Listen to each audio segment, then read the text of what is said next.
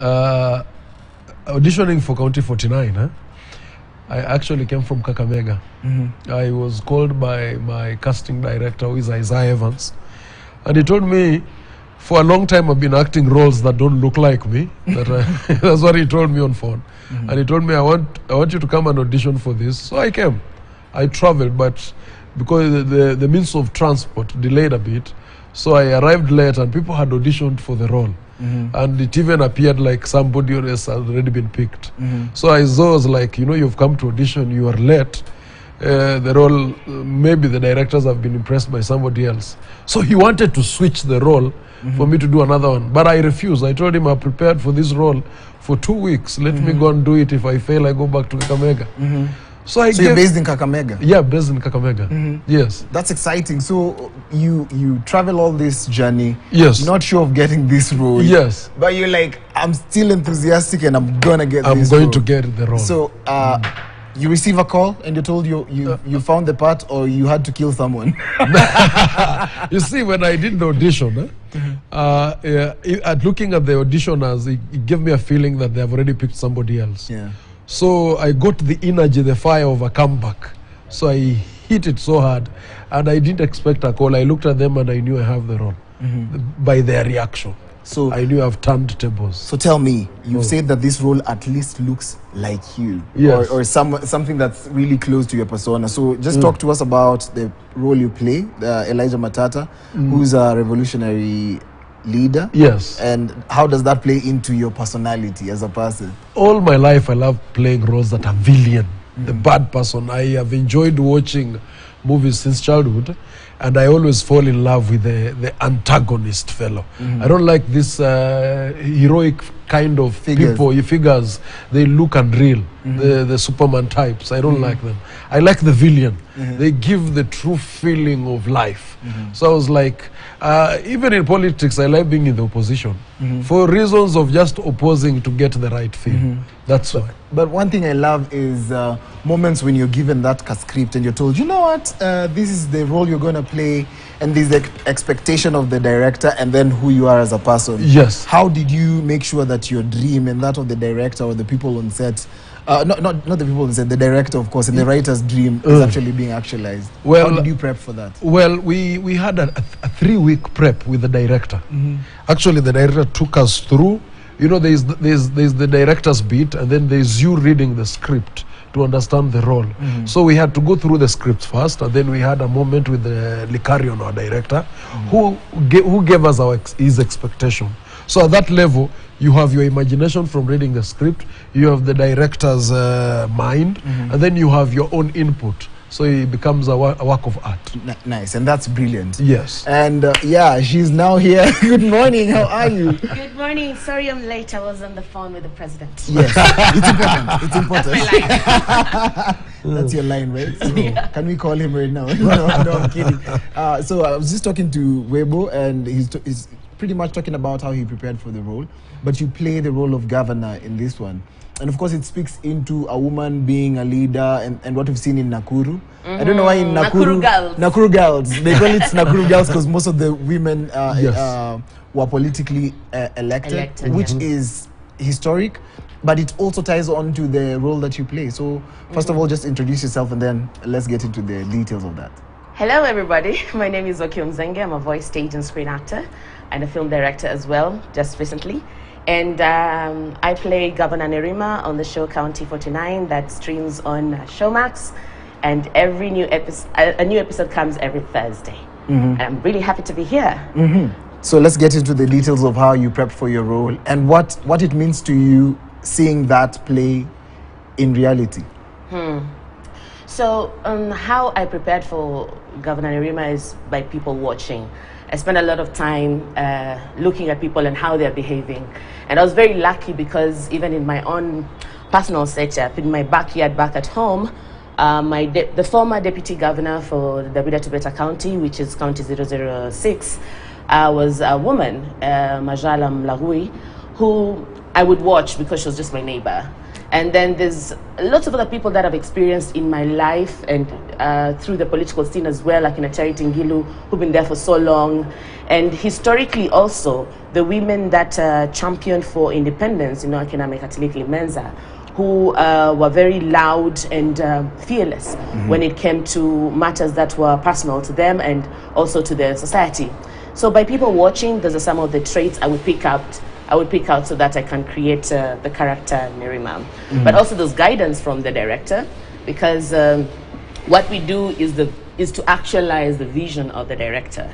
So the director also shared his vision and what he expected to achieve, and then I also bring in what I want to achieve.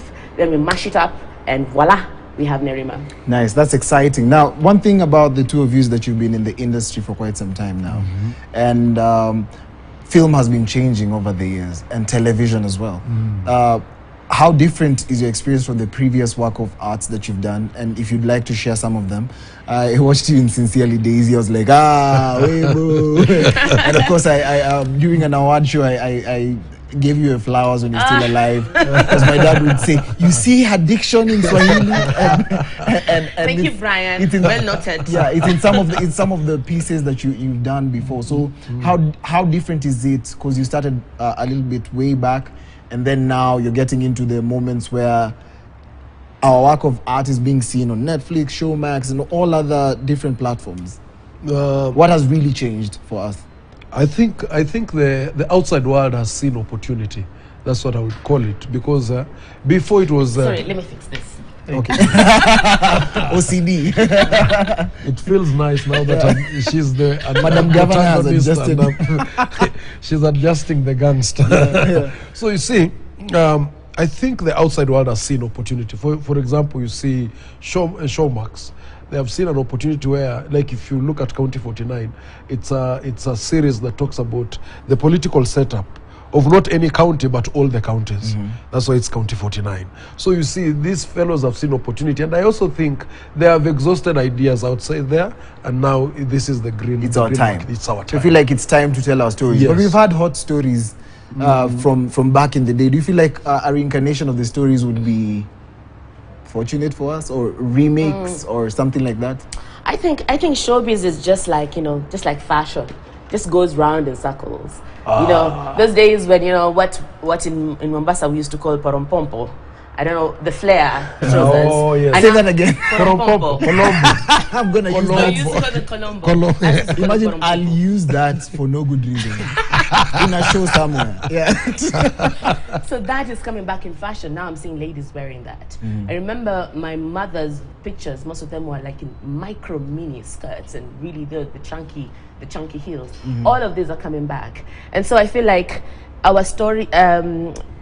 The industry will always just be going around in circles. There's nothing new under the sun. So definitely we'll go back to our stories and try to retell them in a different way. But what I would say is that there are milestones that have been achieved in the industry that we ought to pat ourselves in the back, because we are now not only are we doing adaptations, but we're also doing original stories. And you're going to see this in Showmax real soon. Just calm down. You're going to see this real soon. And those baby steps are something that we need to praise ourselves. I think our industry usually harshly compares itself to industries that have been there for centuries, the Hollywoods, the Nollywoods, even South Africa, and it's really unfair. Let's appreciate these little milestones that we are achieving, then we can move forward. But people are becoming serious by the day. 10 years back you'd audition, and then there'd be, we'll call you back, and then that's it. Nowadays, at least you get an email to tell you, oh, you did not qualify, try for this next. Yes. Which brings about the aspect of professionalism. Now, it adds on to who we are as a people. Do you feel like these levels of professionalism is the reason as to why we now have people who have goodwill for Kenyan film? Because back in the day, people would create film as friends. So it would be friends just calling friends. But I'm seeing new entrants in the game. I'm seeing 19-year-olds get into showbiz, 16-year-olds, 15-year-olds. Is it a game changer? And how does even social media play about? Because a few years back, you'd word of mouth to tell people, please you watch kwa TV. We'd use television to promote. But nowadays, social media has come into play, and you can audition for roles abroad. I've seen you do your voiceover thing, and I'm on Netflix still. Yeah. Oh, Akio. Have you seen my game on Netflix? I voice the game on Netflix, people. I didn't know you this way. So social media has come about, and it's changed how we do it. Does it mean that we can get people of goodwill from outside the country, and even people in the country who see a reason to invest in that? If I could jump into that one. You see, social media is playing a big part. I don't refuse, but it's also there's a bad side effect of it, in this sense that sometimes, because of the game of numbers on social media, sometimes they pick numbers and throw away the people with talent. So there's that challenge that talented fellows are not so much on social media, and then you find someone who is not having a talent but he has a crazy following getting a role. That's the challenge only.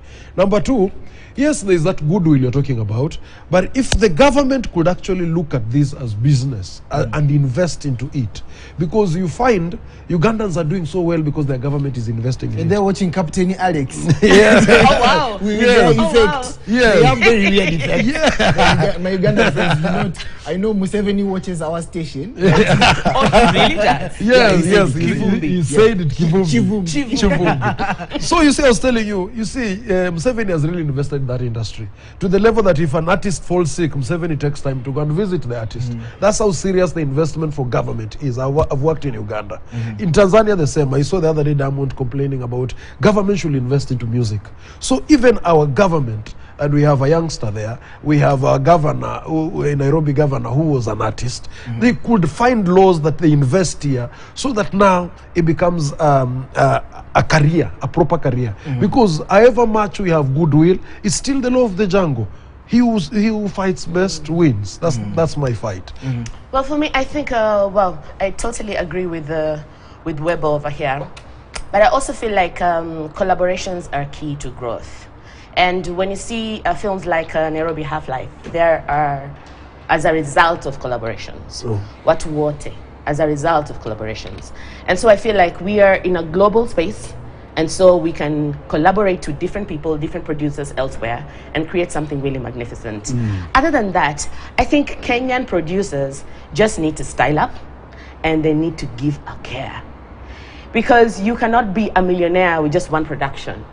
Stop using 5% of the budget to do the production and keep 75% of it in your pocket. You need to invest in this production. So if your budget that you have pitched and you've been given funds, 100% of it, you cannot say your working budget is 10% of that budget. It's so unfortunate and so unfair that we have a lot of people who are extremely immorally greedy, that they just want to mint. That's the same issues that we're discussing in County 49. It's not just politicians, it trickles down to the society in general, and different places that you're taking leadership. You need to be merited, you need to be honorable, and you need to give a care to the work that you are doing. So if we have more producers who care about the craft, who care about the crew, who care about the environment they're creating for the industry to flourish, then we'll see better returns. We'll see more artists happy, more artists giving their best, doing research, going out of their way to do even more when they're performing, and then we'll have better results, we'll have better shows that are being aired, and eventually the industry will be growing. But we have to start somewhere. Even as artists, we need to invest in ourselves and reinvest in ourselves. Let's not be ignorant. Let's go out there and read. Let's understand who can speak on our behalf.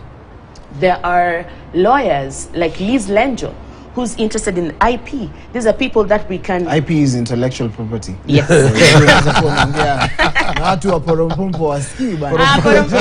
used it? I had to use it. I don't know if I'm going to throw it in there. Colombo. So these collaborations go beyond funding. They go beyond funding. How? Because we can collaborate with a lawyer, you can collaborate with a marketer, you can collaborate with a PR agent, and come together and do something together. That way we are uplifting our industry, and we're not burdening ourselves as artists or creatives to do all this work. I liked what you said earlier on. So you feel like policies should be introduced? Yeah, policy. I like what Nigeria has done. Nigeria has said that advertisements anything that goes on screen, any image that goes, representation should be entirely done by Nigerians. Yes. Do you think such policies should be introduced? I think... Should we be just landlocked and say, you know what, it's Kenyan or nothing? No, I don't want to go absolute like that because of collaborations again. Exactly. But you see, Eric Omondi was pushing for such a thing. And I don't know why, and I'm still insisting, I don't know why artists never came to support such an agenda. I don't know if they felt it was cloud chasing, I'm not so sure. But I have a feeling there is a point there. But apart from just pushing 90% content, policy will work more than just pushing for 90%. Proper policy, proper. Like the way if you want to join the law world, there is a system, there's a clear system. You know, here in our industry, anyone can just come from the bank and say, I want to act. And that's it. So there is no proper criteria. That's my argument. If there is a structure that is properly followed, that you cannot just wake up and become a lawyer. You cannot just wake up and say, I'm going to be a news anchor. No, there is a process. But anyone can wake up and be an artist, an actor. That's my fight. That if we could have that, So that's we need proper. some form of accreditation. Yes. Accreditation. Yeah, you're working with professionals. Yes. There are institutions that are working on that as well. There's KCA University, there's KU University that give very good courses on theatre and film. So check them out. But you see, Yeah, you're giving them free advertisements. but- So but you see, Wakio, the problem is this. After you've gained knowledge, you see, I'm talking about the real market. For example, I am playing a villain in County 49. They give me a certain figure. We're going to pay you this to play for such a role. And then I refuse because I think I'm beyond that. You see, someone who has not gone through the process I've gone through, they will pick any person. And so anyone can take anything. That's my problem. Either rookies or Yes. amateurs are Yeah. being brought into the game. Yes. Yeah, but even our guilds need, to muscle up. Our guilds need to be able to have a voice that they can go to parliament and, flaunt some policies, And we're not participating in legislature. So because of that, then we don't really have a say. We are not even considered as an industry, So there's all those problems that we are facing. But I think problems are what my good friend Jennifer Canary would say, they're like data. This information that allowing us to see this is where the problem is. Yes. Now let's walk backwards. Try and fix it. Let's walk backwards. You guys have an amazing product going on. Congratulations on breaking the Thank record you. on Showmax. On Showmax. Yes. You're the most streamed show. You beat these ladies from Lagos. Yeah, it's Real Housewives of Lagos. of Lagos. Yeah. So congratulations on that. What would be your parting shot? There is a young girl who's looking at you right now, a young guy who's looking at you, or even an older person, but they have an interest in art. What would be your parting shot to them? Art is work. And it's not just work, it's hard work. Rebo. No pressure, but pressure. Speaking of Akio, is a crime. By the way, she role models me. Oh, come on, stop it. No, continue. I should achieve a half what she has achieved. So you see, my point will be, for these youngsters, please watch County 49. First watch us, appreciate us, clap for us. Your turn is coming. Your time is coming. Oh. And of course, Like. thank you so much, ladies and gentlemen, for creating time to talk to us. I know, I'm 100% sure that what awaits your success is just by the corner, because I've seen what you've done. I also do voiceovers, and I usually go check out what you're doing. I check out what you've been doing over the years. And